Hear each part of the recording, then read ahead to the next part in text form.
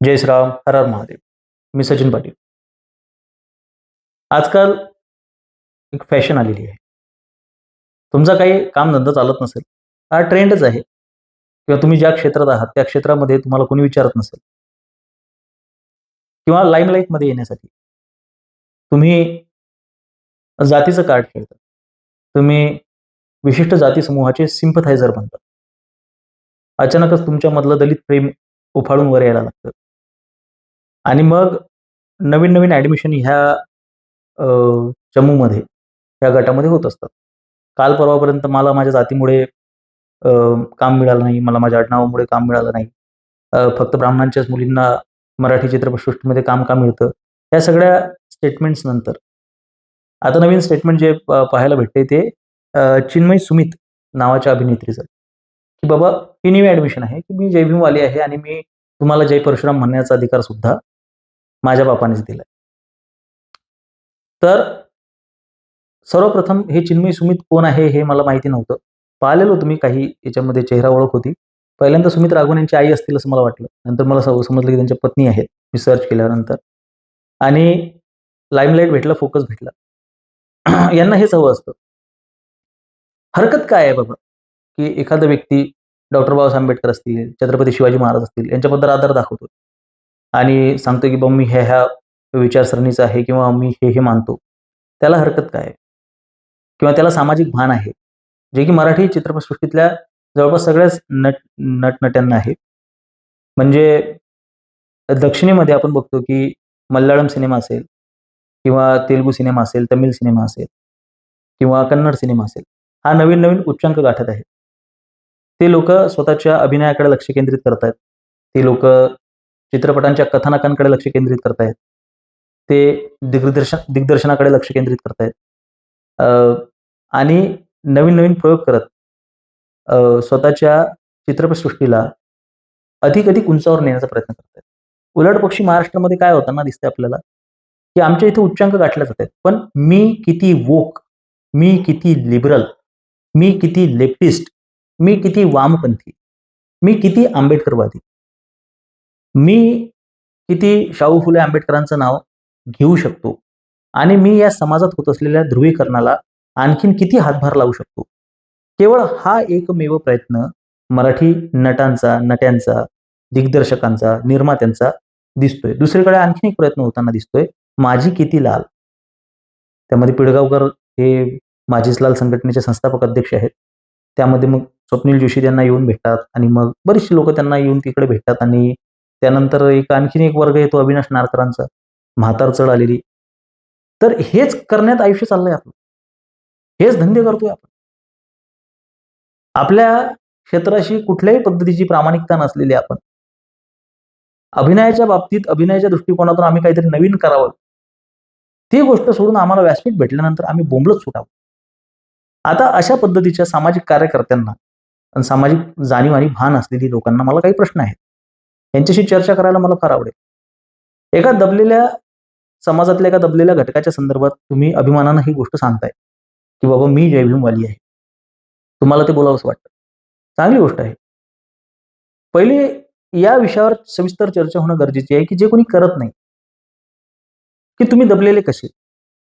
तुम्हाला कामं भेटत नाहीत तुमचे आडनाव बघून, आजही वर्चस्ववाद आहे. एकीकडे जे तुमचे दावे आहेत, तुम्ही केलेले, त्याच्यावर जर का आपण फोकस केलं, त्याच्यावर जर का आपण लक्ष केंद्रित केलं, तर आपल्या लक्षात येते, की 1818 मध्ये शिपाई संपवली. 500 शूरवीरांनी 28,000 पेशव्यांना कापलं. 28,000 पेशव्यांना कापल्यानंतर आज या घटनेला किती वर्ष झाली 1818 पासून आतापर्यंत.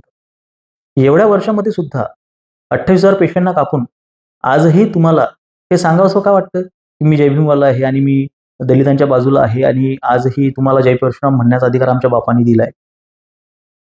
आजही तुम्हाला हे सांगायची आवश्यकता का पडते? तुम्ही सुपेरियर आहात का इन्फेरियर आहात? हे तुमचं तुम्ही का ठरवून घेत नाहीये एका ठिकाणी बसून?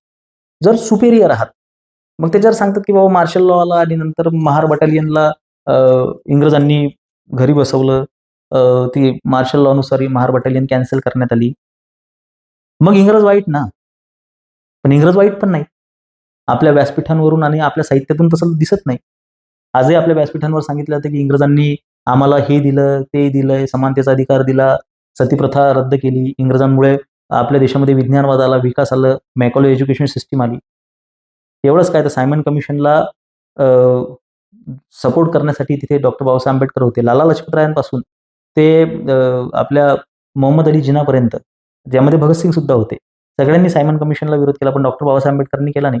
गोलमेज परिषदेमध्ये स्वतंत्र मतदारसंघांची मागणी असो, गांधींसोबत झालेला संघर्ष असो किंवा what Gandhi and Congress done to untouchables सारख्या पुस्तकातून असो, ॲनिहिलेशन ऑफ कास्टमधून असो किंवा अनेक त्यांच्या भाषणांमधून इंग्रजांच्या बाजूने मांडलेली डॉक्टर बाबासाहेब आंबेडकरांची मतं असो. या सगळ्यांचा जर का आपण सारासार विचार केला तर आपल्या लक्षात येते की बाबा आज आमची मानसिकता आहे की बाबा इंग्रज खूप चांगले होते. त्यांच्या विरोधात लढण्याची आवश्यकता नव्हती. एवढंच काय, तर पुरुषोत्तम खेडेकरांचं पुस्तक आहे की ब्राह्मणी फटाके इस्लामी फटाके आणि ब्राह्मणी स्फोटके. त्या ब्राह्मणी स्फोटकेमध्ये त्यांनी तमाम सावरकरांपासून तर आपल्या शिवराम राजगुरूपर्यंत सगळ्यांना आतंकवादी म्हटलेलं आहे, की ह्या आतंकवाद्यांनी चांगल्या इंग्रजांना खूप देवदूत असलेल्या देवदूत तर त्यांना फुलेंनी सुद्धा म्हटलं, ह्या देवदूतांना देशाबाहेर काढण्याचं काम केलंय. कोणी? क्रांतिकारकांनी, ज्यांना पुरुषोत्तम खेडेकरांनी आतंकवादी संबोधलेलं आहे. मग अशा परिस्थितीमध्ये जर का इंग्रज इतके प्रो होते, इतके चांगले होते, की त्यांना इथल्या आतंकवाद्यांनी, इथल्या ब्राह्मण सनातनी आतंकवाद्यांनी या देशाबाहेर काढलं, तर मग विचार करण्याचा हा प्रश्न आहे की त्या लोकांसाठी युनियन जॅक चढवणारे आणि अँग्लो मराठा वॉरमध्ये भगवा उतरवणारे आपण, आपल्याला न्याय का भेटला? आणि जर का तो भेटला आणि स्वातंत्र्योत्तर काळानंतरही डॉक्टर बाबासाहेब आंबेडकरांनी दिलेल्या सगळ्या कृपा आशीर्वादाने, आरक्षणाने 70 वर्षांहून अधिक काळ आपण आरक्षण उपभोगतोय. इंग्रजांनी सुद्धा आपल्याला चांगली ट्रीटमेंट दिली. शंभूराजांच्या हत्येचा बदला सुद्धा आपण घेतला. 28,000 पेशवे सुद्धा चरा-चरा, फरा-फरा कापून काढले. एवढं सगळं असूनही आजही आमच्यावर अत्याचार होतोय आणि आजही आम्हाला त्यांच्याबद्दल सिंपथी दाखवायची आहे. आजही हो, मला अभिमान आहे, मी जय भीम म्हणते. आणि आजही आपण हा काय पॅराडॉक्स आहे मला समजत नाही, की आम्हाला अधिकार सुद्धा तुम्ही दिलाय. वास्तविक पाहता परशुराम म्हणण्याचा अधिकार किंवा जय परशुराम म्हणण्याचा किंवा कुठल्याही आमच्या इष्टाचं नाव घेण्याचा अधिकार आम्हाला कोणाचा बापही देऊ शकत नाही. तो माऊली ज्ञानोबाराय जगद्गुरू तुकोबारायांनी दिलेला आहे. चिन्मय सुमित तुमचा बाप, कोणाचा बाप? कोणाचाच बाप. हा आम्हाला नाही अधिकार देणार.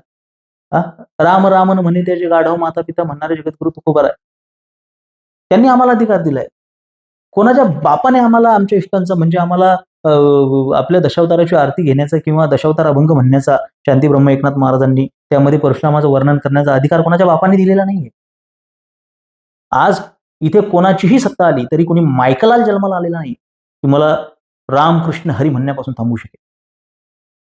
आज धर्मग्रंथांच्या नावाखाली मनुस्मृती जाळून त्याच्यावर चिकन शिजवून त्याची सिगरेट ओढून त्याच्यावर किंवा 2013ला कोल्हापूरमध्ये गाथा जाळून जगद्गुरू तुकोबारायांची किंवा तुमचा तो IAS मानकर असो किंवा आता अलीकडे ब्राह्मणांच्या पुरी मागणारा तो IAS असो किंवा राजा ढाले असो गीता जाणणारा शिवतीर्थावर, एवढे धर्मग्रंथ जाळून इतक्या लोकांच्या घरात घुसून त्यांना मारहाण करून, इतक्या लोकांच्या तोंडाला काळं फासून, इतक्या लोकांची धिंड काढून, इतक्या लोकांवर केसेस करून 6-6 महिने ॲट्रॉसिटीमध्ये छोट्या-छोट्या गुन्ह्यांसाठी आतमध्ये ठेवून, ते 9-9 वर्षांपर्यंत ॲट्रॉसिटी ॲक्टमध्ये आतमध्ये ठेवून, एवढे सक्षम झालेलो असतानाही आजही आम्ही हे का बोंबलत चुकतोय की आमच्यावर अत्याचार होतोय, आमच्यावर अन्याय होतोय, मनुवाद, ब्राह्मणवाद.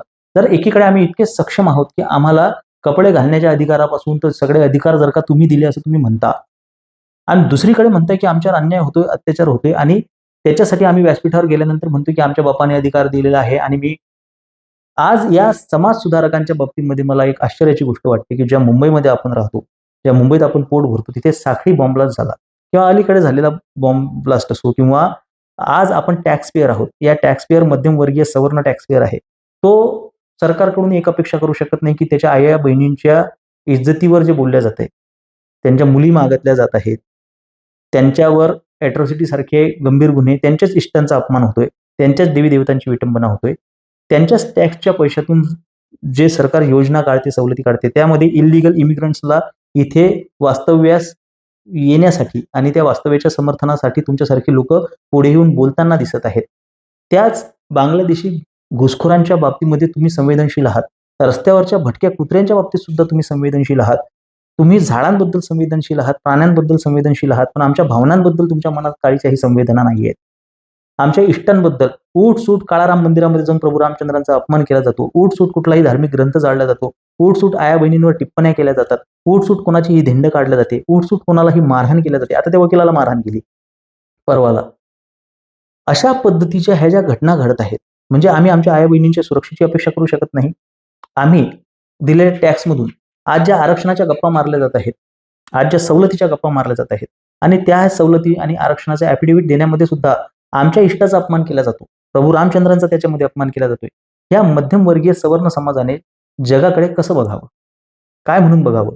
तुम्ही अत्याचार केलाय, तुम्ही अन्याय केलाय म्हणून तुम्ही सहन करा, तोंड दाबून बुक्क्यांचा मारा तुम्ही सहन करा, तुमच्या देवी देवतांवर चिखलफेक केल्याच जाईल, तुमच्या घरामध्ये जे तुम्ही देवी देवता पुजता त्यांच्याबद्दल बोलल्याच जाईल, तुमच्या आया बहिणींना असं मागितल्याच जाईल, तुमच्या बायका नाचवण्याची भाषा लक्ष्मण मानेसारखी लोक करतीलच, नोकऱ्याही जातील, प्रत्येक क्षेत्रामध्ये आरक्षण सुद्धा येईल. आज प्रायव्हेट सेक्टर पासून तर पदोन्नतीमध्ये सुद्धा पदोन्नतीमध्ये तर आरक्षण आहेच, प्रायव्हेट सेक्टरमध्ये सुद्धा आरक्षणाची मागणी केल्या जाते.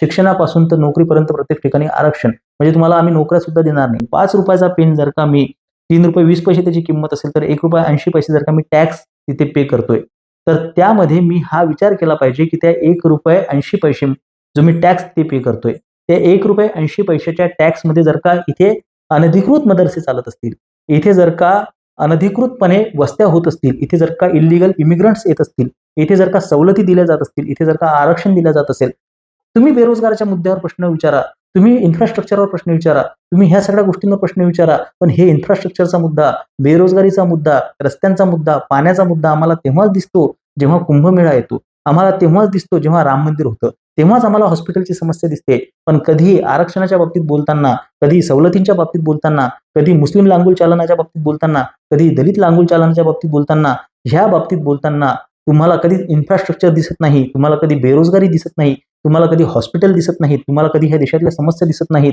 आणि हे दुर्भाग्याची गोष्ट आहे. आजही जर का आपण आपल्या देशाचं बजेट आणि त्याचा आराखडा काढला, तर ह्या गोष्टींमध्ये जेवढा खर्च होतोय, कालपर्यंत तर हज सबसिडी होती, ज्याच्यातून ₹1 रेव्हेन्यू आपल्या गव्हर्नमेंटला भेटत नव्हतं. तेव्हा ह्या महिलेसारख्या बायका पुढे येऊन कधीही बोलत नाहीत, की बाबा आम्हाला ही हज सबसिडी तुम्ही कॅन्सल करा. हा आमच्या रक्ताचा, आमच्या घामाचा पैसा तुम्ही तिकडे खर्च करताय.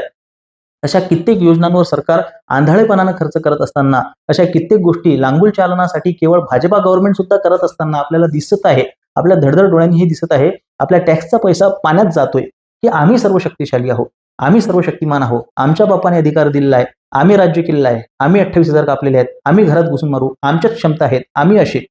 आमच्यावर अन्याय होतोय, आमच्यावर अत्याचार होतोय, आमच्या आया बहिणींवर अत्याचार होतोय, आम्ही दाबला जातोय, ब्राह्मणांनी वर्चस्व गाजवलेलं आहे, सांस्कृतिक दहशतवाद, सांस्कृतिक अत्याचार, हे काय कॉन्ट्रडिक्शन आहे? तुम्ही बसून डिसाईड करा, पॉवरफुल आहात की तुम्ही पॉवरमध्ये नाही आहात? तुमच्यावर अत्याचार होतोय का होत नाहीये? तुमच्या व्हिजनमध्ये, तुमच्या बोलण्यामध्ये स्पष्टता, क्लॅरिटी आहे का? हा सगळ्यात मोठा प्रश्न आहे. आणि ह्या सगळ्यासाठी ज्या पद्धतीचं वाचन, ज्या पद्धतीची माहिती, ज्या पद्धतीचं आपल्याकडे साहित्य पाहिजे, तशा पद्धतीचं साहित्य उपलब्ध नसल्यामुळे, सत्य बोलण्याची चाळ लोकांमध्ये नसल्यामुळे, सत्य बोलण्यासाठी बरीच लोक पुढे येऊन धजावत नाहीत. म्हणून व्हॉट्सअप युनिव्हर्सिटीवरून ज्ञान एकत्र करून किंवा यांना प्रश्न विचारणारे किंवा ह्यांच्याशी चर्चा करणाऱ्या लोकांची संख्या कमी असल्यामुळे किंवा असल्यामुळे पण ते घाबरत असल्यामुळे, की बाबा कुठली झुंड येऊन त्यांना हल्ला करेल, त्यांच्यावर अत्याचार करेल, त्यांना संपवून टाकल्या जाईल.